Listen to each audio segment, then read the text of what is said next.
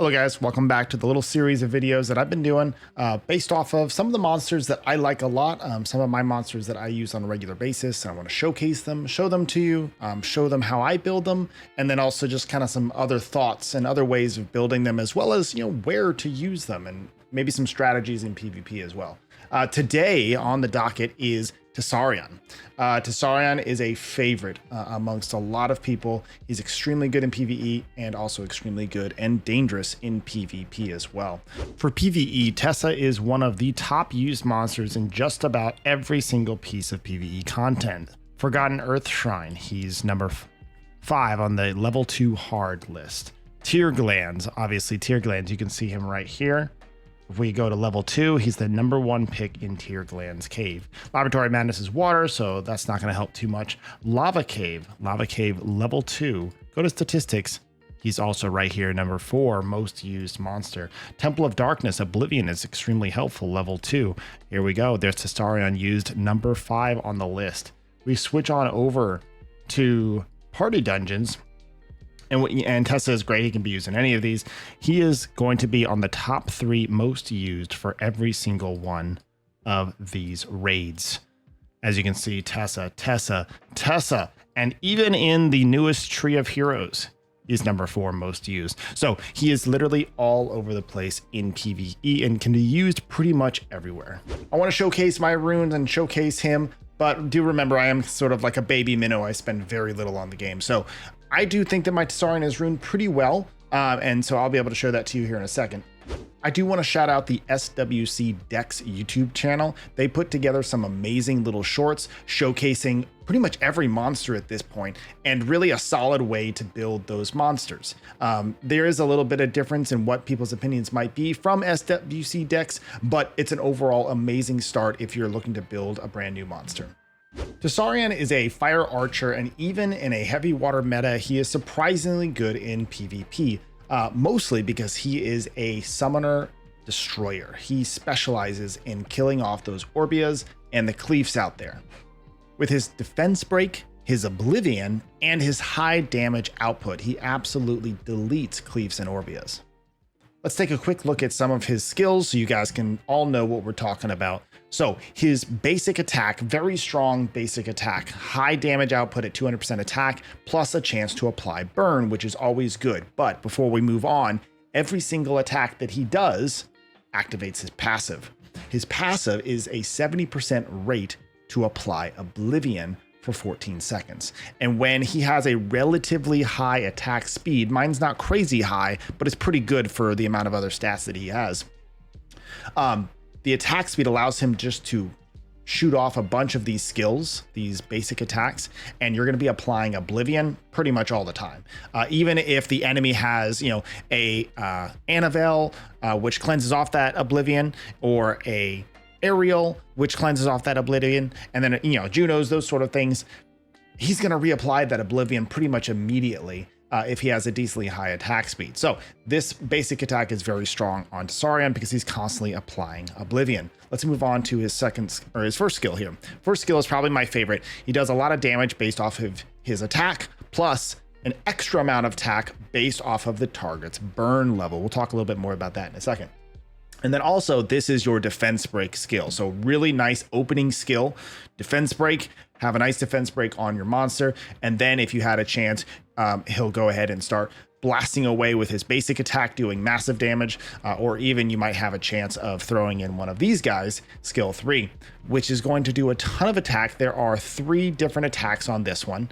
So this number that you see right here, times that by 3. It also does additional damage based off the burn level, which is always cool. This one doesn't have a lot to it other than just straight damage and applying some more burn. Of course, remember that everything he does, he is applying Oblivion at the same time. He is a archer, a fire archer to be specific. So taking a look at his AI and how it works, he's going to takes down the enemy from a long range with their long range attacks, deals great damage to a single target, or sometimes applies harmful effects. Here's the AI part. Attacks the closest enemy first and maintains distance from the enemy with movement. So they will attempt to sort of like back up if, let's say I'm a Cleef, right? I go up against the Tessarion. and I'm bashing away at the Tessarion is going to be attacking me because I'm right up in its face. The Tessarion occasionally will try to do a little step back to make some distance away from me. So just sort of like understand that the closest target is going to be targeted, right? So in a lot of cases, that's where the knights come in. Knights like Ariel, like Taor, and other monsters like that are the knight class, which you can see down here. They're going to charge up to the nearest enemy. And oftentimes, if you stand back a little bit, the Tessarion is going to target that knight, which in my case, I use a lot of Ariel, so that's pretty good for me. Let the Tessarion sort of hit the Ariel because, Ariel's not going to get hurt too much by the Tessarion. So, and that's pretty much it. His ultimate is just a lot of big damage, applies more burn, and has a little extra splash damage as well. So hits the target a bunch of times and then does some splash damage on the last hit. Let's take a look at him here inside of the training area. So I'm going to go ahead and start attacking this guy, and I'm just going to let Tessarion sort of do his thing. Right now he's hitting 69k, so nice. There you go. There's that first Oblivion proc. No skills are being used, right? This is just off of his basic attack, which is quite good. All right, so if we use his skill 1, you'll notice, boom, defense break. So now we have a defense break, and we can continue laying down some damage. And let's see how these basic attacks go. All right, we missed one. There's an 11k, 11k, almost 12k, right? So obviously with the defense break, he's going to do a lot more damage. So typically land that defense break, and then 1, 2, 3, 4, lots of damage there, as you can just see. I think there was like 60,000+ damage. Big old ults, 40k from me. He's hitting 36, 36, 40, massive amounts of damage. There was also a little bit of burn on there as well. So I'm going to try to keep going with some burn, and you'll notice that the damage is going to get a little bit stronger as the burn level goes up. We're at burn level 5 right now. My fire staff on Cleave does a little bit of burn, so that's always nice. We're at 6, we're at 7, we're at 8, and you'll notice those basic attacks are now hitting 9Ks. And of course, other attacks as well are going to be doing a decent amount more damage as well. So having an extra amount of burn is more of just sort of a plus. It's not really something to focus on, but just know that there is an extra amount of damage coming out of Tessarion based off the burn level. So I do like to run Fire Staff a lot on Cleave, so this is obviously helpful for my Tessarion. All right, so Tessa can be built in a couple different ways. Let's go ahead and talk about those now. So right now, this is my current Tessarion build. I would change it up a little bit if I could. I'm lacking some rune quality here and there. So this is what I've got him on, and it works pretty well for me.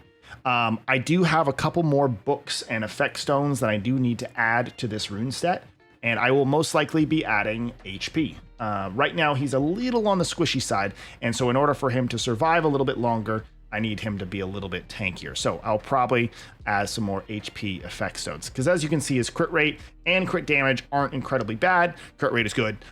Crit damage could be a little bit higher, but I really would like to see him more, a little bit tankier in order to use him inside PvP.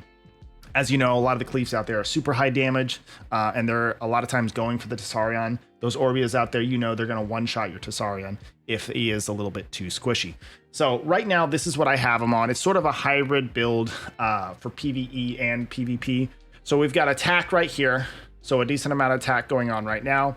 As you can see, these are the runes I have on him. I would prefer to have, crit damage here, maybe instead of res. I would rather see, HP there instead of the defense, right? As the S3, lots of things you wish you could have. This is not a bad rune right here. I can add an HP effect stone right there, and that would be pretty good for that rune. Here's a rune that I have right now on him. Crit damage, obviously, the slot 4 crit damage is pretty necessary on him in order to get that crit damage up. A nice couple rolls into attack speed. Attack speed is really, really nice on Tessarion. With a really good build with the higher attack speed, you could be hitting 8, 9, even, if you're really good, 10k per hit, per basic attack. And honestly, if you just build him tanky, with obviously high attack, high crit damage, high crit rate, and then some attack speed, he's going to be doing some serious damage simply on his basic attack.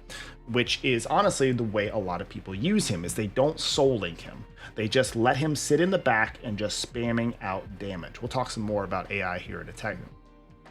So furthering on, I'll kind of show you my runes here. Just some leftover precision. I'd probably switch this out for maybe another HP or something like that. Crit rate, crit damage, attack percent, res, not a huge deal. Okay. And then this last one, not too bad. I had a leftover accuracy book, throw that there. This one, I, funny enough, actually have a flat HP rune here. It just worked out that I had really decent substats, really good substats on this rune. So I went ahead and built it. It's not a massive hit on the HP. It really isn't, but the benefit I got out of the substats was worth it in my opinion. So that's the flat stat HP rune that I have on him at the moment. And then this last one right up here, I might have already shown that. The other way to build him is a lot of people like to do the Swift as well. So you can do like Swift Blade. If you have enough crit rate in your substats, you could also do Swift Destroy. Destroy is really nice because as you are hitting with his basic attack, let me go back into the training mode here. As he's hitting with his basic attack here, let me turn this off. He could be destroying HP with every single basic attack. And that can be really powerful when he's just sitting in the back line spamming away with a high attack speed Swift build. So that is another way that people do like to rune him, is with an attack speed Swift set on Destroy. Specifically, Destroy, by the way, is an extremely powerful rune set, and I will pretty much be farming for Destroy from here on out.